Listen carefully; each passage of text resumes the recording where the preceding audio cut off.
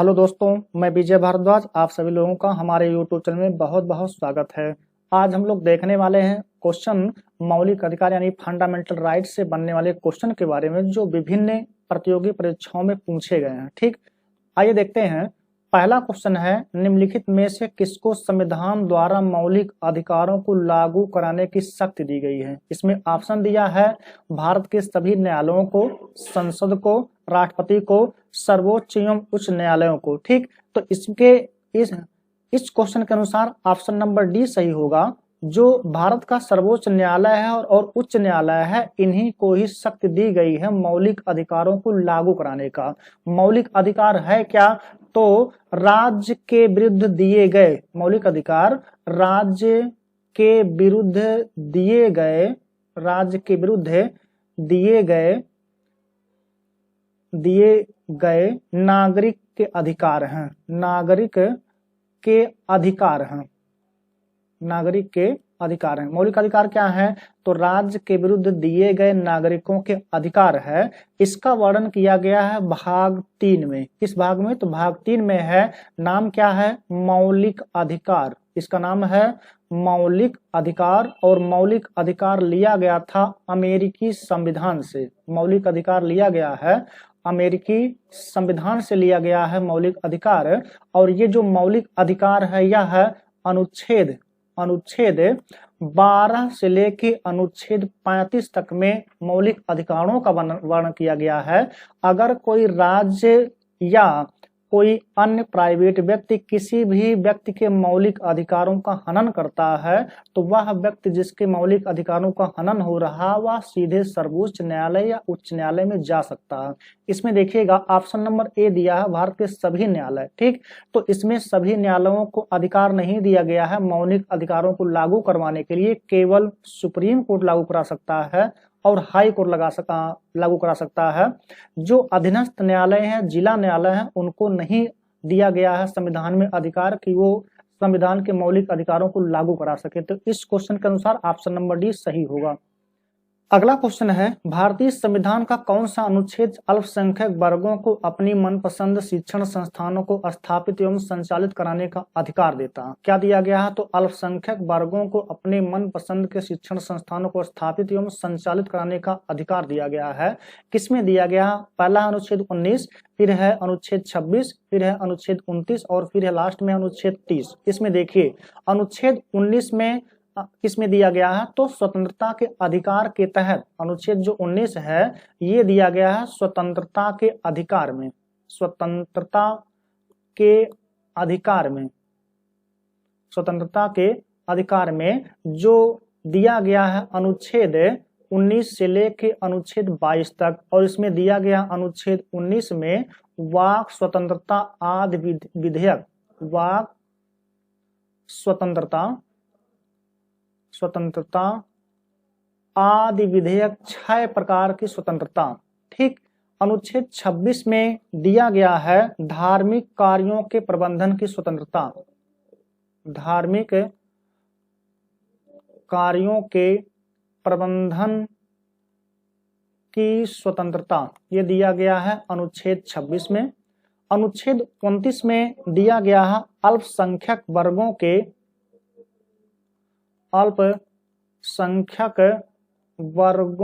के उनके भाषा, लिपि एवं संस्कृति बनाए रखने का अधिकार, ये दिया गया है अनुच्छेद 29 में। और अनुच्छेद 30 में इन्हीं अल्पसंख्यक वर्गों के मनपसंद के, क्या कह सकते हैं, अपनी मनपसंद के शिक्षण संस्थानों की स्थापना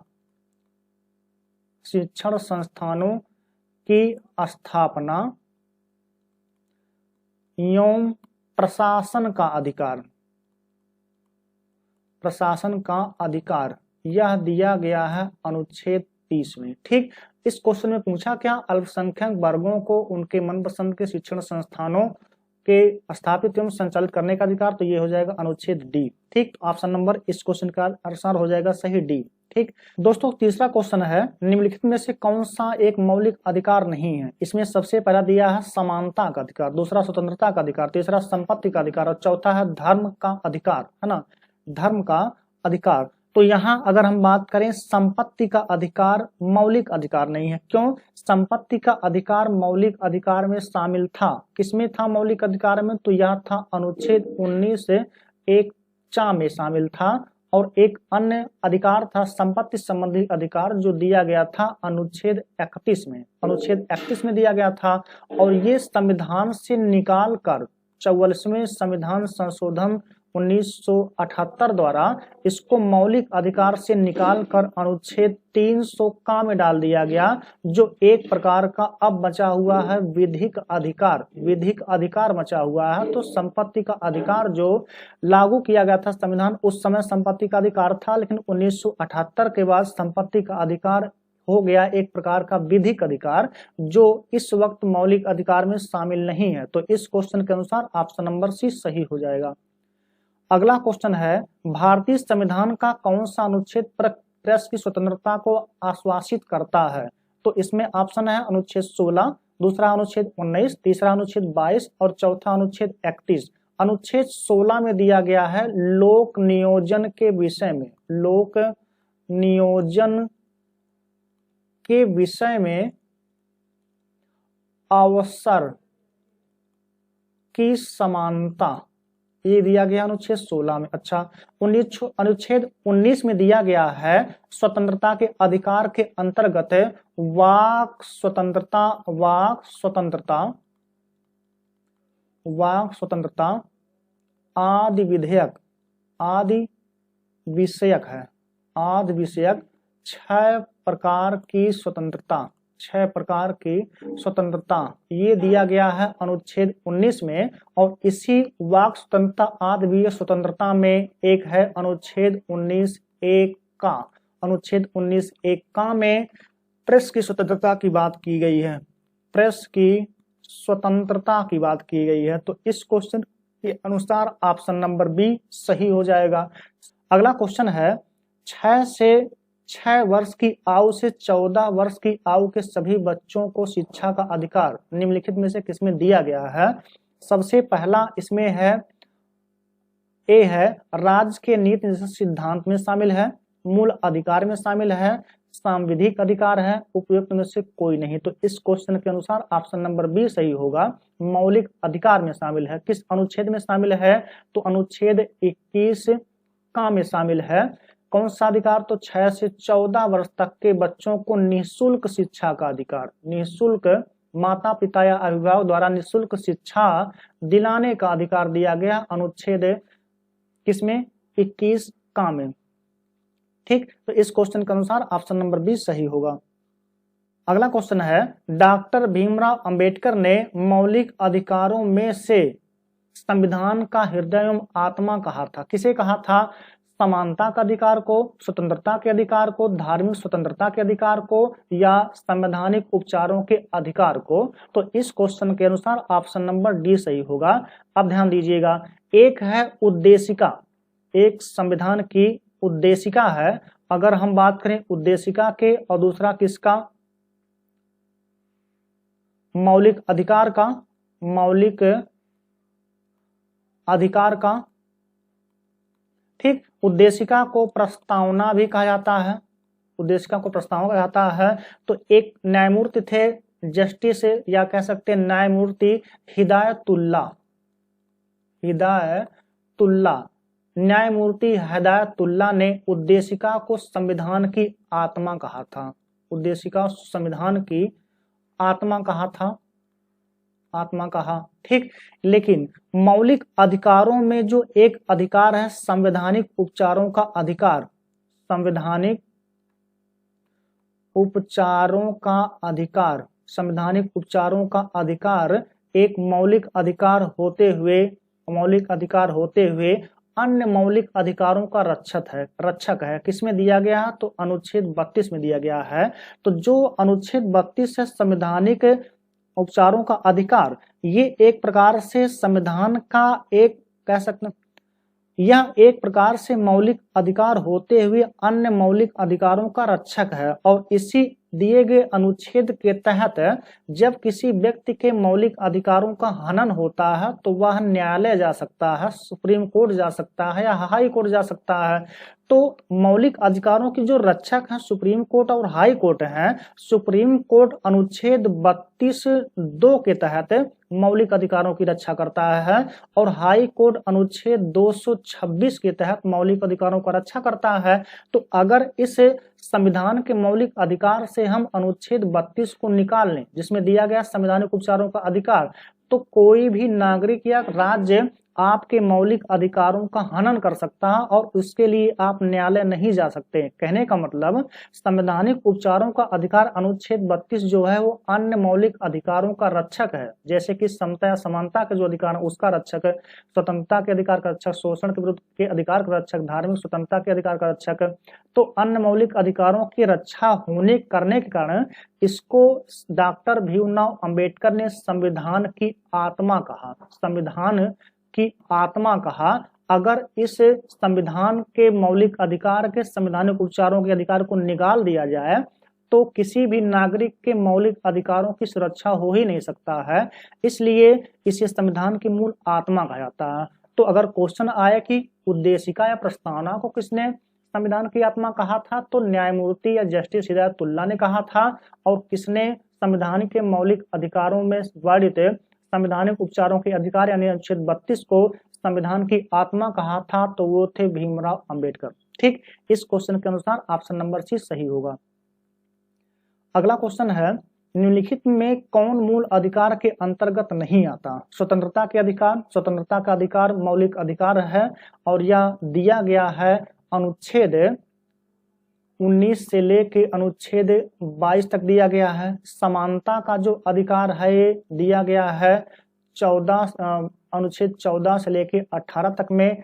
संपत्ति का जो अधिकार दिया गया है यह दिया गया अनुच्छेद 19 से 1(4) में। और कहाँ दिया गया था? तो अनुच्छेद 31 में, जो हटा के एक प्रकार का बना दिया गया है विधिक अधिकार। इसका मतलब संपत्ति का अधिकार वर्तमान में मौलिक अधिकार नहीं है। तो इस क्वेश्चन के अनुसार ऑप्शन नंबर सी सही हो जाएगा। और शोषण के विरुद्ध जो अधिकार है यह दिया गया है अनुच्छेद 23 और अनुच्छेद 24 में।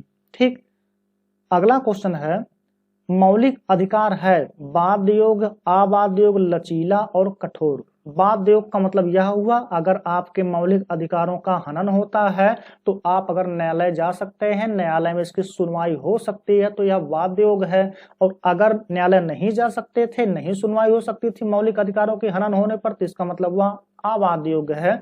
तो मौलिक अधिकारों के रक्षक है सुप्रीम कोर्ट और कौन? हाई कोर्ट है। इसलिए मौलिक अधिकार क्या होंगे? बाध्य योग होंगे। तो ऑप्शन नंबर ए इसमें सही होगा।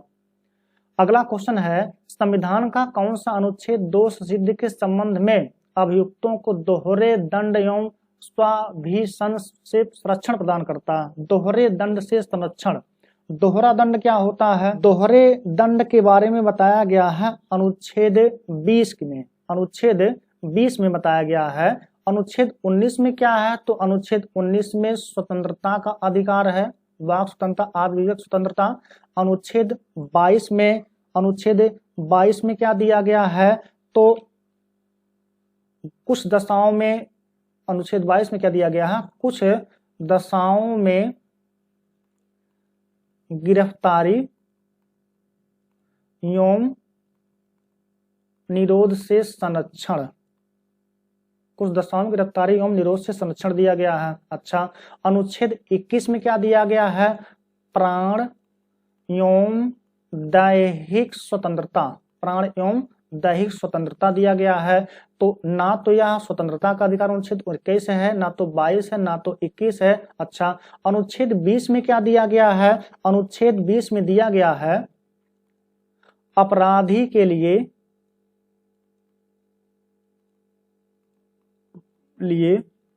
दोष सिद्धि के संबंध में संरक्षण, दोष सिद्धि के संबंध में संरक्षण। और इसमें किसी अपराधी के अधिकार क्या क्या होंगे, तो इसमें जो दिया गया है उसमें दिया गया किसमें 20 में, और 20 जो है वो 3 पार्ट में दिया गया है। अनुच्छेद 20(1) में दिया गया है भूत लाक्षिक दांडिक विधियों से संरक्षण। भूत लाक्षिक दांडिक विधियों से संरक्षण।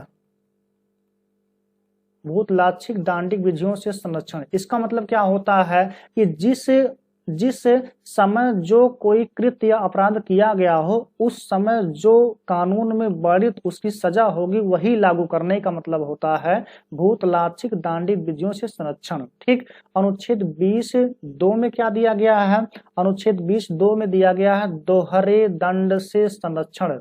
दोहरे दंड से संरक्षण। दोहरा दंड क्या होता है कि एक ही कृत्य के लिए किसी व्यक्ति को 2 बार सजा ना दिया जाए। जैसे मान लीजिए किसी ने अगर किसी का मर्डर कर दिया तो मर्डर की सजा क्या हुई? उसकी फांसी हुई। अच्छा, 2 मर्डर किया तो इसका मतलब ये नहीं होता कि एक बार उसको जब मर्डर किया है तो उसकी सजा फांसी है तो एक बार लटका के उसको मार दो और फिर उतार के फिर से उसको फांसी दो, तो ऐसा नहीं होता है ना। तो दोहरे दंड से संरक्षण की बात कौन करता है? 20(2) करता है। और 20(3) जो है अनुच्छेद 20(3) अपने विरुद्ध गवाही देने से संरक्षण प्रदान करता है कि किसी व्यक्ति को अपने विरुद्ध गवाही देने का अधिकार नहीं है ना। ठीक, तो इसमें हो जाएगा ऑप्शन नंबर डी सही। ठीक, अगला क्वेश्चन है संपत्ति का एक अधिकार एक है, मौलिक अधिकार नहीं, कई बार बता दिया मौलिक अधिकार नहीं है। नैसर्गिक अधिकार ये भी नहीं है, वैधानिक अधिकार ये भी नहीं है, कानूनी अधिकार या विधिक अधिकार है संपत्ति का अधिकार। तो इस क्वेश्चन के अनुसार ऑप्शन नंबर डी सही हो जाएगा। अगला क्वेश्चन है निम्नलिखित में से किन्हें सर्वोच्च न्यायालय ने मौलिक अधिकार के रूप में बता दिया है ना। सबसे पहला आवास का अधिकार।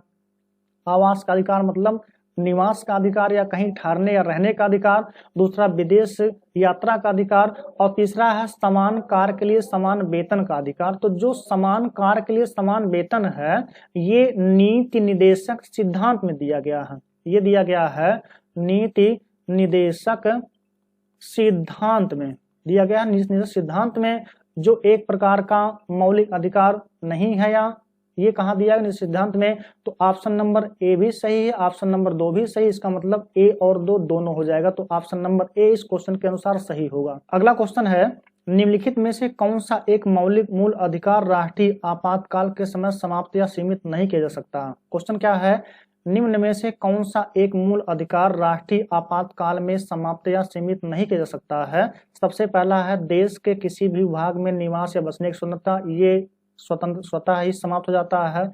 व्यक्तिगत स्वतंत्रता जीवन का अधिकार। दूसरा है भारत की संपूर्ण क्षेत्र में भ्रमण की स्वतंत्रता का अधिकार, ये भी समाप्त हो जाता है। वृत्ति या आजीविका की स्वतंत्रता का अधिकार, ये भी समाप्त हो जाता है। तो व्यक्तिगत स्वतंत्रता का अधिकार जिसके अंतर्गत आता है प्राण एवं दैहिक स्वतंत्रता का अधिकार, अनुच्छेद 20 और अनुच्छेद 21 ये किसी भी समय समाप्त नहीं होते हैं। अनुच्छेद 20 और अनुच्छेद 21 किसी भी समय समाप्त नहीं किए जा सकते हैं। अनुच्छेद 21 में क्या दिया गया है, तो प्राण एवं दैहिक स्वतंत्रता, प्राण एवं दैहिक स्वतंत्रता, प्राण एवं दैहिक स्वतंत्रता के बारे में बताया गया अनुच्छेद 21 में।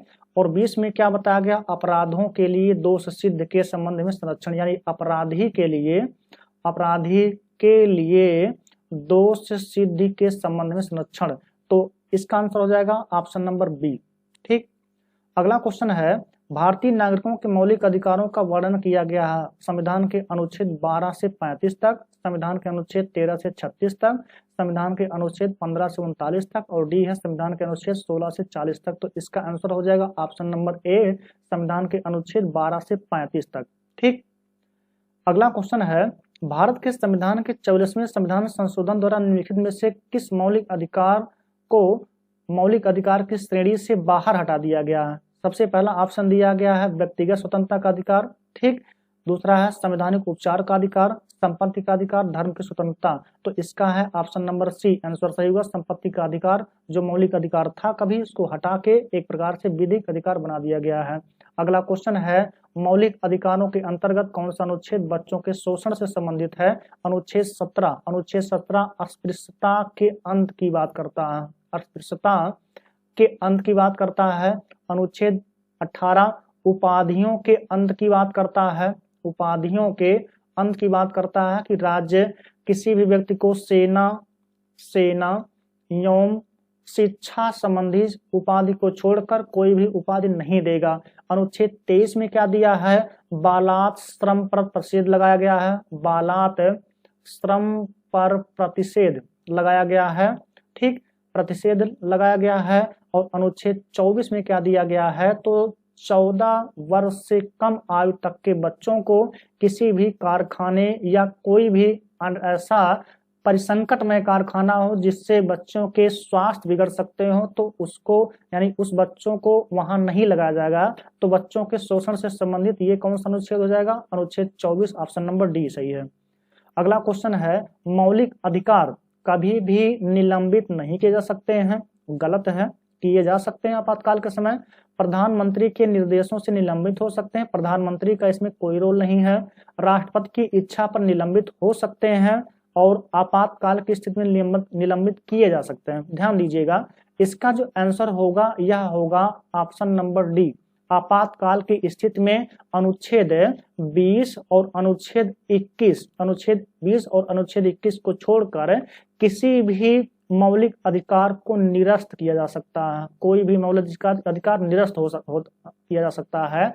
और एक अनुच्छेद है अनुच्छेद 19 और यह स्वतः समाप्त हो जाता है। जैसे किसी भी भूभाग पे या पूरे देश में राष्ट्रीय आपातकाल लगेगा, तैसे अनुच्छेद 19 स्वतः समाप्त हो जाएगा। 20-21 कभी नहीं समाप्त हो सकता, कुछ भी लग जाए। और इसके सिवा जो अन्य मौलिक अधिकार बच रहे हैं उसको आपातकाल के समय निलंबित किया जा सकता है, ठीक। अगला क्वेश्चन है, निम्नलिखित में से कौन सा अधिकार भारतीय संविधान के अनुच्छेद 32 के अंतर्गत परिवर्तित किए जा सकते हैं? इसमें दिया है संवैधानिक अधिकार, मौलिक अधिकार, सांविधिक अधिकार, उपरोक्त सभी। तो इसका आंसर हो जाएगा मौलिक अधिकार। मौलिक अधिकारों को प्रवर्तित कराने का जो एक कह सकते हैं क्षमता है वह किसमें है? सुप्रीम कोर्ट में है। और किसमें है? तो हाई कोर्ट में। हाई कोर्ट मौलिक अधिकारों को अनुच्छेद 226 के तहत रक्षा करती है और सुप्रीम कोर्ट अनुच्छेद 32(2) के तहत रिटें जारी कर मौलिक अधिकारों का रक्षा करता है। तो इसका आंसर हो जाएगा ऑप्शन नंबर बी। अगला क्वेश्चन है, संविधान के किस अनुच्छेद द्वारा सिखों द्वारा कृपण धारण करने की धार्मिक स्वतंत्रता का अभिन्न अंग माना गया है? इसमें ऑप्शन है अनुच्छेद 24, अनुच्छेद 25, अनुच्छेद 26 और अगला अनुच्छेद 27। अनुच्छेद 24 में शोषण विरुद्ध अधिकार दिया गया है, अनुच्छेद 25 में दिया गया है धार्मिक स्वतंत्रता के अधिकार के अंतर्गत कि लोक व्यवस्था और सदाचार के रहते हुए क्या बताया गया है? लोक व्यवस्था तथा सदाचार के होते हुए कोई भी नागरिक अपने धर्म को अबाध रूप से मान सकता, उसका आचरण एवं प्रचार प्रसार कर सकता है। और इसी अनुच्छेद 25 के अंतर्गत सिखों को धार्मिक स्वतंत्रता के अंतर्गत कृपण धारण करने की स्वतंत्रता दी गई है। तो इसका आंसर हो जाएगा अनुच्छेद 19 का बी। अगला क्वेश्चन है, जब सर्वोच्च न्यायालय किसी व्यक्ति अथवा संस्था को उसके दायित्व के निर्वहन हेतु लेख जारी करता है तो उसे कहा जाता है उत्प्रेषण लेख, परमादेश, अधिकार परीक्षा, बंदी, प्रत्यक्षीकरण। ध्यान दीजिएगा, आपको भी बताया गया कि मौलिक अधिकारों के रक्षक सुप्रीम कोर्ट है और कौन है? हाई कोर्ट है। अनुच्छेद 32 के तहत मौलिक अधिकारों की रक्षा सुप्रीम कोर्ट करता है, अनुच्छेद 226 के तहत मौलिक अधिकारों की रक्षा हाई कोर्ट करते हैं, है ना। तो ये कैसे करते हैं? रिटों के माध्यम से करते हैं, रिट जारी करते हैं। और यही जो इसमें 4 ऑप्शन दिख रहा है, उत्प्रेषण लेख, परमादेश लेख, अधिकार परीक्षा, बंदी, प्रत्यक्षीकरण और इसी में एक है प्रतिषेध। प्रतिषेध है, प्रतिषेध भी एक प्रकार का क्या है? तो रिट है। 5 रिटों के माध्यम से करता है, जिसमें एक रिट ऐसा है अगर कोई व्यक्ति अथवा संस्था अपने दायित्वों का क्रियान्वयन नहीं कर रहा है तो सुप्रीम कोर्ट या हाई कोर्ट रिट जारी कर उसके दायित्व को निर्वहन कराने के लिए जबरन मजबूर करती है। और वह जो रिट है यह है परमादेश। परमादेश का अर्थ होता है हम आदेश देते हैं, हम आदेश देते हैं। और यह रिट सुप्रीम कोर्ट 32 अनुच्छेद के तहत और हाई कोर्ट अनुच्छेद 226 के तहत जारी करती है। अगला जो रिट है वह कौन सा है? प्रतिषेध है। प्रसिद्ध जो रिट जारी किया जाता है यह उच्च या कह सकते हैं उच्च न्यायपालिका के द्वारा निम्न न्यायपालिका के लिए जारी किया जाता है। जैसे अगर कोई भी जिला न्यायालय मौलिक अधिकारों के केस की सुनवाई कर रहा हो तो अगर यह केस उच्च न्यायालय सुप्रीम कोर्ट के संज्ञान में चला जाता है तो उच्च न्यायालय सुप्रीम कोर्ट उस जिला न्यायालय के खिलाफ एक प्रसिद्ध रिट जारी करता है और कहता है कि आप इस केस को वहीं पर रोक दीजिए। तो ये जो रिट जारी किया गया है प्रसिद्ध जारी किया जाता है उच्च न्यायपालिका के द्वारा निम्न न्यायपालिका पर। उच्च न्यायपालिका के अंतर्गत कौन कौन आते हैं? सुप्रीम कोर्ट और कौन? High court. निम्न न्यायपालिका के अंतर्गत कौन आता है? जिला न्यायालय आता है। यही दोनों जारी करते हैं जिला न्यायालय के लिए, है ना। प्रसिद्ध रिट जारी होने के बाद तुरंत एक अन्य रिट जारी होता है जिसको कहते हैं उत्प्रेषण। उत्प्रेषण क्या होता है? तो उस केस को जिस पर प्रसिद्ध रिट जारी किया गया था उच्च न्यायपालिका के द्वारा निम्न न्यायपालिका पर, वही तुरंत एक अन्य रिट जारी किया जाएगा उत्प्रेषण। उत्प्रेषण मतलब होता अपने पास बुलाना, अपने पास बुलाना। और इस रिट के माध्यम से सुप्रीम कोर्ट या हाई कोर्ट जिला न्यायालय को उत्प्रेषण रिट जारी करके उस केस को अपने पास मंगवा लेती है, तो उसको कहते हैं उत्प्रेषण रिट या उत्प्रेषण लेख। ठीक। अधिकार परीक्षा क्या होता है? कोई भी व्यक्ति अगर अपने अधिकार क्षेत्र से बाहर या कह सकते हैं बिना किसी योग्यता के आधार पर वह किसी पद को किसी अन्य तरीके से हथिया लिया हो तो न्यायालय क्या करता है? उस व्यक्ति के विरुद्ध एक जारी करता है रिट जिसको कहते हैं अधिकार परीक्षा कि किस आधार से आपने उस पद को हथियाया है, तो इसको कहते हैं अधिकार परीक्षा। और बंदी प्रत्यक्षीकरण क्या होता है? तो बंदी बनाए गए व्यक्ति के विरुद्ध जारी किया जाता है बंदी प्रत्यक्षीकरण रिट, है ना। तो इसमें क्वेश्चन क्या है? जब सर्वोच्च न्यायालय किसी व्यक्ति अथवा संस्था को उसके दायित्व के निर्वहन हेतु लेख जारी करता है तो उसको क्या कहते हैं? तो ऑप्शन नंबर 20 सही होगा, फरमादेश। अगला क्वेश्चन है निम्नलिखित में से किसके मामले उच्च न्यायालय और उच्चतम न्यायालय दोनों की अधिकारिता में आते हैं? केंद्र और राज्यों के मध्य विवाद। ध्यान दीजिएगा, अगर केंद्र और राज्यों के मध्य कोई विवाद होता है तो इसमें निपटारा करता है सुप्रीम कोर्ट, हाई कोर्ट इसमें कुछ नहीं कर सकता है। राज्यों के परस्पर विवाद, अच्छा राज्यों के अगर परस्पर विवाद होते हैं एक राज्य से दूसरे राज्य का, तब भी सुप्रीम कोर्ट ही वह केस को सुनवाई करेगी। मौलिक अधिकारों का संरक्षण, यही सही है, ऑप्शन नंबर सी सही हो जाएगा कि मौलिक अधिकारों के रक्षक जो है उच्च न्यायालय भी है और उच्चतम न्यायालय भी है। उच्चतम न्यायालय मतलब सुप्रीम कोर्ट, उच्च न्यायालय मतलब हाई कोर्ट, है ना। तो अनुच्छेद इस क्वेश्चन के अनुसार ऑप्शन नंबर सी सही हो जाएगा। ठीक।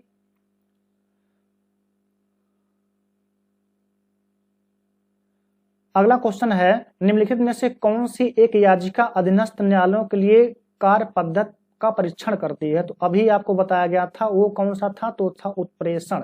उत्प्रेषण था जो उच्च न्यायपालिका के द्वारा निम्न न्यायपालिका के लिए जारी किया जाता है। तो इस क्वेश्चन के अनुसार ऑप्शन नंबर सी सही हो जाएगा। अगला क्वेश्चन है भारतीय संविधान में अस्पृश्यता उन्मूलन से संबंधित है अनुच्छेद 17। अनुच्छेद 17 में बताया गया है अस्पृश्यता के अंत के बारे में। इस क्वेश्चन के अनुसार ऑप्शन नंबर सी सही हो जाएगा। अगला क्वेश्चन है संपत्ति के मौलिक अधिकार को कब समाप्त किया गया था? 1978 में 44वें संविधान संशोधन द्वारा। दूसरा दिया है 1982 में संविधान के 46वें संविधान संशोधन द्वारा। सी दिया है 1973 में संविधान के 31वें संविधान संशोधन द्वारा। और डी दिया है इनमें से कोई नहीं। तो इसका आंसर हो जाएगा ऑप्शन नंबर ए 44वें संविधान संशोधन 1978 के द्वारा। ठीक। अगला क्वेश्चन है भारतीय संविधान का कौन सा अनुच्छेद व्यक्ति के विदेश यात्रा के आरक्षण को प्रदान करता है? अनुच्छेद 14 नहीं, अनुच्छेद 19। हाँ, स्वतंत्रता के अधिकार में यही दिया गया, स्वतंत्रता का अधिकार, भ्रमण का अधिकार। तो अनुच्छेद 19 इसके अंतर्गत क्या होगा? सही होगा। अनुच्छेद 21 में प्राण एवं दैहिक स्वतंत्रता की बात किया गया है और अनुच्छेद 14 में विधि के समक्ष समता, इसमें कहा गया है विधि के समक्ष समता तथा विधियों का समान संरक्षण। विधियों का समान संरक्षण, विधि के समक्ष जो समता है यह लिया गया है ब्रिटेन के संविधान से और विधियों के समान जो संरक्षण है यह लिया गया है अमेरिकी संविधान से अनुच्छेद 14 में। 21 में क्या दिया गया है? आपको भी बताया गया प्राण एवं दैहिक स्वतंत्रता। अगला क्वेश्चन है संविधान के अंतर्गत मूल अधिकारों का संरक्षक है? संविधान के अंतर्गत मूल अधिकारों का संरक्षक है। संसद नहीं, राष्ट्रपति नहीं है, सर्वोच्च न्यायालय, हाँ सही है, सर्वोच्च न्यायालय सही है, मंत्रिमंडल ये भी गलत है। तो इस क्वेश्चन के अनुसार ऑप्शन नंबर सी सही हो जाएगा। अगला क्वेश्चन है, बंदी बनाए गए व्यक्ति के मौलिक अधिकारों की रक्षा निम्नलिखित किसके द्वारा प्रदत्त किया जाता है? बंदी बनाए गए व्यक्ति के मौलिक अधिकारों की रक्षा निम्नलिखित में किसके द्वारा प्रदत्त किया जाता है? तो अनुच्छेद 22, कुछ दशाओं में गिरफ्तारी एवं निरोध से संरक्षण दिया गया है। क्या है? कुछ दशाओं में गिरफ्तारी एवं निरोध से संरक्षण, यह दिया गया है किसमें? तो अनुच्छेद 22 में। कुछ दशाओं में गिरफ्तारी एवं निरोध से संरक्षण अनुच्छेद 22 में दिया गया है। तो इसके अनुसार ऑप्शन नंबर डी सही होगा। अगला क्वेश्चन है, निम्नलिखित अधिकारों में कौन सा अधिकार अनुच्छेद 19(1)(d) को अनुच्छेद 21 के साथ मिलकर पढ़ने पर प्राप्त होता है? तो वह है एकांतता का अधिकार। क्यों? क्योंकि अनुच्छेद 19 में स्वतंत्रता का अधिकार दिया गया है। अनुच्छेद 19 में क्या दिया गया है? स्वतंत्रता का अधिकार, वाक स्वतंत्रता, आत्मविजय स्वतंत्रता, और 21 में प्राण एवं दैहिक स्वतंत्रता, प्राण एवं दैहिक स्वतंत्रता। दैहिक स्वतंत्रता के अंतर्गत शारीरिक स्वतंत्रता आता है, शारीरिक स्वतंत्रता। तो ये दिया गया अनुच्छेद कह सकते हैं 21 में, और स्वतंत्रता का अधिकार अनुच्छेद 19(1)(d) में। तो इस क्वेश्चन के अनुसार ऑप्शन नंबर सी सही होगा। अगला क्वेश्चन है, भारतीय संविधान में समता का अधिकार अनुच्छेद 5 द्वारा प्रदत्त किया गया अनुच्छेद है। कौन सा? समता या समानता का अधिकार। तो अनुच्छेद 14 से लेकर 18, ऑप्शन नंबर सी सही होगा इस क्वेश्चन के अनुसार। ठीक। अगला क्वेश्चन है, भारत में नागरिकों के मौलिक अधिकारों में संशोधन कौन कर सकता है? संशोधन कर सकता है संसद। इस क्वेश्चन के अनुसार ऑप्शन नंबर सी सही होगा। अगला क्वेश्चन है, भारतीय संविधान में स्वतंत्रता का अधिकार 4 अनुच्छेदों में दिया गया है, या किसमें दिया गया है? तो यह दिया गया अनुच्छेद 19 से लेकर 22 तक। इस क्वेश्चन के अनुसार ऑप्शन नंबर ए सही हो जाएगा। दोस्तों, अगर आपको वीडियो पसंद आता हो तो वीडियो को लाइक कीजिए, शेयर कीजिए और चैनल को सब्सक्राइब करना ना भूलें।